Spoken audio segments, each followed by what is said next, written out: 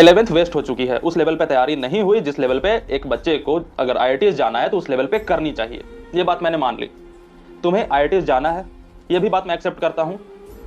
तुम्हारे मन में जो सवाल है कि भैया क्या मैं अभी भी IITs जा सकता हूं, इसका जवाब मैं देता हूं, बिल्कुल जा सकते हो। कुछ चीजों का ध्यान रखना पड़ेगा जिससे 11th भी सुधरेगा, 12th बर्बाद होने से भी बचेगा और तुम IITs पहुंच जाओगे।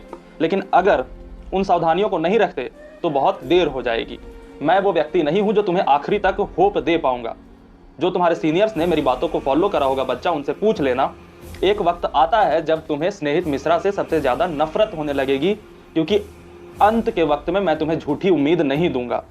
तो ये कुछ चंद मौके हैं जब मैं तुम्हें ये उम्मीद बांध सकता हूं कि हाँ, इतना पोर्शन बर्बाद हो चुका है, तब भी तुम अभी IITs जा सकते हो, क्योंकि मैंने पहुंचाए हैं बच्चों को IITs 11th बर्बाद होने के बाद। कुछ चीजें बस तुम्हें ध्यान में रखनी है। इस वीडियो को अंत तक देखना। मैं बहुत काम डाउन के वॉइस में जानबूझकर इस वीडियो में बोल रहा हूं ताकि तुम्हारे दिमाग में मेरी बातें बैठ जाए, वो निकले नहीं। क्योंकि ये बातें अगर तुम्हारे दिमाग से निकल गई ना बच्चा, तो तुम फिर कहीं और कहीं और कहीं और कहीं और कहीं और कहीं और भटकते भटकते आखिरी में पूछने आओगे, भैया 4 महीने बचे हैं, अब IITs कैसे जाऊं, सब कुछ बर्बाद है। तब मैं शायद तुम्हारी मदद नहीं कर पाऊंगा। अभी वो मौका है जब मैं तुम्हारी मदद कर सकता हूं। 11th वेस्ट हो चुका है। मैं बच्चे को ये इमेजिन कर रहा हूं कि उसका सब कुछ वेस्टेड है, जबकि ऐसा होता नहीं है। उसने कुछ कुछ पढ़ रखी होती, यूनिट डायमेंशन आता होगा, काइनेमेटिक्स आता होगा, मोल कॉन्सेप्ट आता होगा, भले ही मोलरिटी का फॉर्मूला याद ना हो अभी मैं पूछूं तो। ऐसे भी बच्चे होते हैं जिनको ये भी नहीं पता होता कि मोलरिटी और मोललिटी में डिफरेंस क्या होता है। तो उन बच्चों से मैं बात कर रहा हूं जिन्हें लगता है कि 11th पूरा वेस्टेड है, भैया मुझे शुरू से बता दो। तो मैं शुरू से बता रहा हूं। सबसे पहली बात कि 12th तुम्हें स्टार्ट कर देना है। मैं ये मान के चल रहा हूं कि 1 अप्रैल से तुम्हारा 12th स्टार्ट हो जाएगा। तुम्हें 12th स्टार्ट कर देना है, 11th चाहे जैसा भी हो। क्योंकि अगर 11th के पीछे पड़े रहे तो ये तुम्हारा 6 महीना और खींच जाएगा और लास्ट के 6 महीने में तुम्हें 12th करने का मौका मिलेगा, जो कि कर नहीं पाओगे और उससे बोर्ड्स भी हैम्पर हो जाएंगे। तुम बोर्ड्स को भी ले डूबोगे। बोर्ड्स में भी 75% नहीं आया तो फिर तो IITs का सपना ही रह गया।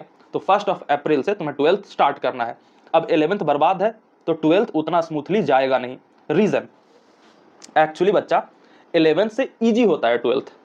जैसे 9th से इजी था 10th, है ना, वैसे 11th से इजी होता है 12th। लेकिन अगर आपने 11th ढंग से नहीं पढ़ाई कर रखी ना तो 12th में मुश्किलें आती हैं अगर आपको IITs की तैयारी करनी है। इसका रीजन क्या है? इसका रीजन यह है कि आप मान लो फिजिक्स का एग्जांपल लेते हैं, तो पहला ही चैप्टर इलेक्ट्रोस्टैट जब पढ़ने बैठोगे, तो अगर आप जेईई एडवांस की तैयारी कर रहे हो तो जेईई एडवांस में क्या होता है, मिक्स्ड कॉन्सेप्ट के सवाल आते हैं। तो जैसे ही आप 12th के इलेक्ट्रोस्टैट स्टार्ट करोगे, पोटेंशियल तक पहुंचोगे, वहां पे तुम्हारा SHM पहुंच जाएगा कि एक चार्ज को SHM करा दिया गया है। अब SHM के तुम्हें इक्वेशंस की समझ नहीं होगी तो वहां पे स्ट्रगल करोगे और फिर माइंड में आएगा कि भैया 11th की वजह से मेरा 12th भी बर्बाद हो रहा है।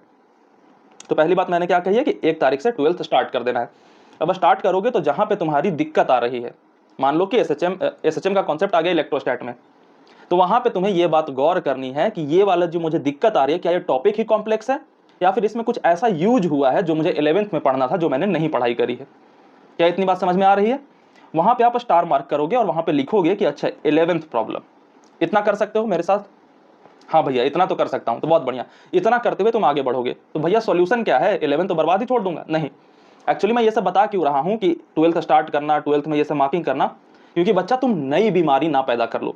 जब भी मुझसे जो बच्चे पहले से जुड़े हुए हैं उनको मैंने 360 का एक कॉन्सेप्ट दिया था कि आपके कोचिंग में अगर 3 लेक्चर होते हैं और आपको घर पे आकर के 60 सवाल प्रैक्टिस करने हैं, तो आप किसी पुरानी बीमारी का इलाज करो, उसके पहले आप अपने आज का काम पूरा करोगे।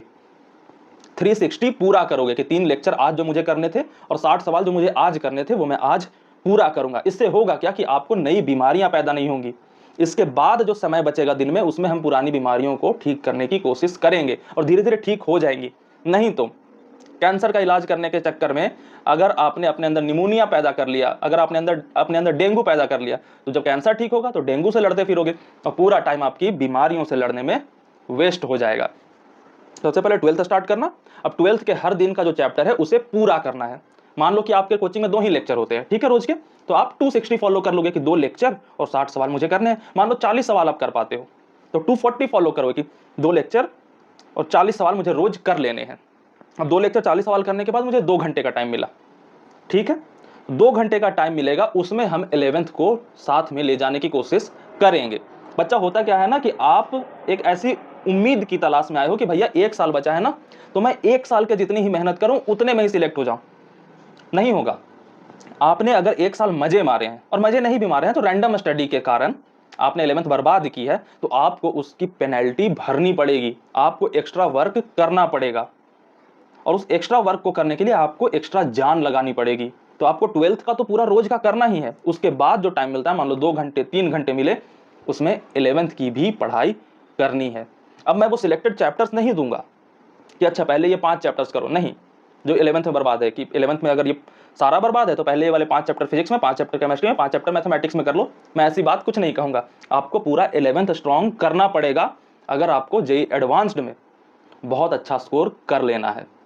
तो उसके लिए होगा क्या कि जो चैप्टर्स आपको लगते हैं कि बर्बाद है, मैं मान के चल रहा हूं कि पूरी की पूरी 11th आपकी बर्बाद है, लेकिन कुछ बच्चे हो सकते हैं जिनका मैकेनिक्स वाला पोर्शन अच्छा है, तो डायरेक्ट वेब से शुरू कर सकते हैं, लेकिन मैं ये मान के चल रहा हूं कि जिसका पूरा ही बर्बाद है। तो आप कोशिश करो कि 12th वाली रोज की चीज रोज करते जा रहे हो, उसके बाद 2-3 घंटे टाइम मिले, पैनिक नहीं होना, 2-3 घंटे टाइम मिले, उसमें मैंने 11th का वो चैप्टर उठाया जो मेरा बर्बाद है, उसको पढ़ना चालू करा।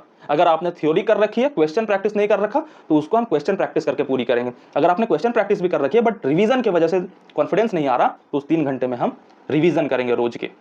तो आपको रोज का समय निकालना पड़ेगा। आप किसी भी कोचिंग में जाते हो तो सकता है सैटरडे संडे ऑफ मिले, या हो सकता है सिर्फ संडे ऑफ मिले, तो संडे का दिन आपको यूटिलाइज करना है मैक्सिमम 11th को कवर करने में।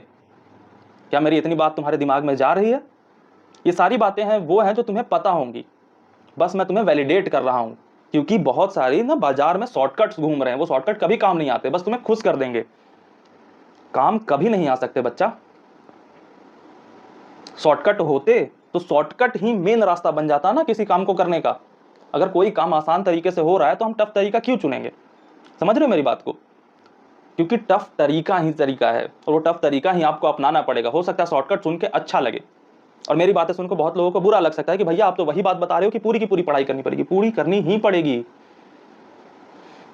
तो आपको मैंने बेसिक स्ट्रक्चर क्या बताया कि आपके कोचिंग में 12th की क्लासेस में 2 लेक्चर होते हैं, घर आकर के आपको 40 सवाल करने हैं, तो 240 आपने 12th का कर लिया, ये पक्का करना है, जिससे कि आपका 12th बर्बाद होता ना चला जाए। इसके बाद 3-4 घंटे मिले, 3-4 घंटे में हमने 11th का वो चैप्टर उठाया जिसमें हमें प्रॉब्लम थी। अब हमने देखा कि वो चैप्टर हमें किस लेवल पे प्रॉब्लम क्रिएट करता है। क्या मुझे इस चैप्टर की कुछ चीजें नहीं आती, या कुछ भी नहीं आता, या मैं इस चैप्टर को जानता भी नहीं हूं? मैं ये गारंटी से कह सकता हूं कि आप में से मैक्सिमम बच्चे ऐसे होंगे जिनका 4-5 चैप्टर अभी ऐसा होगा जो पढ़ना ही बाकी रह गया हो, जिसको आपने एक बार भी नहीं पढ़ा।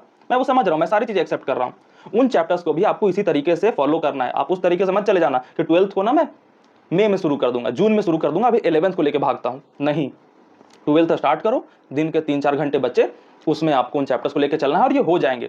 अब एक बात मेरी ध्यान रखना कि शुरुआत में जब तुम इस तरीके से करना स्टार्ट करोगे, तो अगर कोई चैप्टर 10 दिन का समय मांगता है 11th वाला, उसको तुम 3-3 घंटे रोज दे रहे हो, तो तुम्हारे अंदर एंग्जाइटी क्रिएट होगी कि यार इतना बड़ा चैप्टर है, मैं 3 घंटे कर रहा हूं, बस क्या हो पाएगा? हो जाएगा। इस बात की एश्योरिटी मैं लेता हूं। मेरी बात पे भरोसा करके चलो ना। अगर तुम सफल हुए तो तुम्हारा क्रेडिट, तुमने मेहनत की। अगर असफल हुए तो मेरी जिम्मेदारी कि मैंने तुम्हें बताया वो काम नहीं करा। इतनी बड़ी जिम्मेदारी के साथ खेलता हूं मैं। अब तो विश्वास कर लो, तुम्हें कुछ डिसाइड नहीं करना कि भैया पैनिक हो रहा है, एंग्जाइटी हो रहा है, मुझे दिख रहा है कि ये इतना बड़ा सिलेबस है, कैसे 3-3 घंटे रोज देकर के मैं कवर कर लूंगा। कभी कभी ऐसा भी दिन आएगा जब 12th कवर करते करते तुम्हारे दिन में 1 भी घंटे नहीं बचेंगे। वैसे दिन को भी मैं एक्सेप्ट कर रहा हूं कि आज तुम्हें 12th में इतने सारे काम थे कि 11th का पढ़ने का टाइम ही नहीं मिला, तो 11th उस दिन छोड़ देना, लेकिन 12th को बर्बाद मत जाने देना, और उसके बाद जो टाइम मिल रहा है उसमें 11th हम करेंगे। अब तुम इतने एक्सपीरियंस हो चुके हो कि तुम्हें अपनी गलतियों का एहसास हो चुका होगा कि किस वजह से 11th बर्बाद हुआ। अगर अभी भी एहसास नहीं है कि भैया मैंने सारी चीज़ें सही करी हैं, फिर क्यों मेरा बर्बाद हो गया, तो एक वीडियो रिकमेंड कर रहा हूं जो आज के 4-5 महीने पहले मैंने बनाई थी, जिसमें मैंने पहले ही बता दिए थे बच्चों को कि ये सारी गलतियां हैं जो तुम करोगे जिसकी वजह से 11th बर्बाद होगा।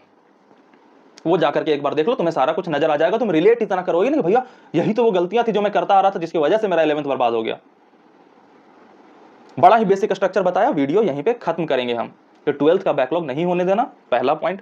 दूसरा पॉइंट कि 12th को डिले मत करना, 1 अप्रैल से शुरू कर देना, या जब भी तुम्हारी कोचिंग में बैच शुरू हो रहे हैं तब से स्टार्ट कर देना। मैं ये मान के चल रहा हूँ कि 1 अप्रैल से तुम्हारे सारे अच्छे कोचिंग में बैचेज स्टार्ट हो जाएंगे, एवरेज बैचेज। बहुत सारे तो ऐसे जो 10th में 12th करा देते हैं, लेकिन एवरेज बैचेज जो है 1 अप्रैल से स्टार्ट हो जाएंगे, तो उसके साथ 12th स्टार्ट कर देना। अब जहाँ पे दिक्कत है वहाँ पे तुम ऑब्जर्व करना कि ये टॉपिक ही कॉम्प्लेक्स है या फिर 11th की कमी की वजह से नहीं बन रहा। अगर 11th की कमी की वजह से नहीं बन रहा तो वहाँ पे लिख देना 11th प्रॉब्लम, और वहाँ से आगे बढ़ जाना। और फिर जब वो लास्ट के दिन के 3 घंटे वालों में जब 11th कवर कर रहे होगे, तो जब वो टॉपिक आएगा तो उसको पढ़ लेना ध्यान से और फिर इस सवाल पे आके देखना जो तुम्हें 11th प्रॉब्लम की वजह से कॉम्प्लेक्स लग रहा था कि क्या ये मुझे अब समझ आ रहा है या नहीं। क्या इतनी बात क्लियर हुई? और इन सब को करते हुए तुम कोशिश करो कि नवंबर 2025 तक 12th की सिलेबस 11th के साथ साथ कवर कर लो। फिर दिसंबर में और जनवरी का शुरुआत हम पूरे के पूरा रिवीजन के लिए देंगे। क्लियर? तो एक नवंबर का टारगेट बनाओ, 12th में एक भी दिन वेस्ट नहीं करना। ये मैं कह रहा हूं, जितनी भी मक्कारी करी फोन वोन सब फेंक फाक दो, ज्यादा डिस्ट्रैक्ट नहीं होना, ज्यादा सूडो गाइडेंस के चक्कर में मत पड़ना, सब फोन वोन साइड रख करके अपने आप को डिसिप्लिन वे में दो कि ये आखिरी मौका है, इसके बाद शायद तुम्हें बचाना मुश्किल हो जाए, यहां से बड़े आराम से बच जाओगे, ये मैं तुम्हें एश्योर कर रहा हूं। जितनी बातें बताई हैं उतनी फॉलो कर लो, बहुत बेसिक बातें बताई ना, ज्यादा कुछ कॉम्प्लेक्स तो बताया नहीं, आराम से फॉलो करो और मुझे नीचे लिख के जाओ कि तुम 240 फॉलो करोगे, 360 फॉलो करोगे, या तुम्हारे कोचिंग में कितने लेक्चर होते हैं और कितने सवाल तुम घर आके करोगे और उसके बाद वाले टाइम में 11 सुधारोगे। Clear? Bye bye, take care, मुस्कुराते हुए तैयारी करो।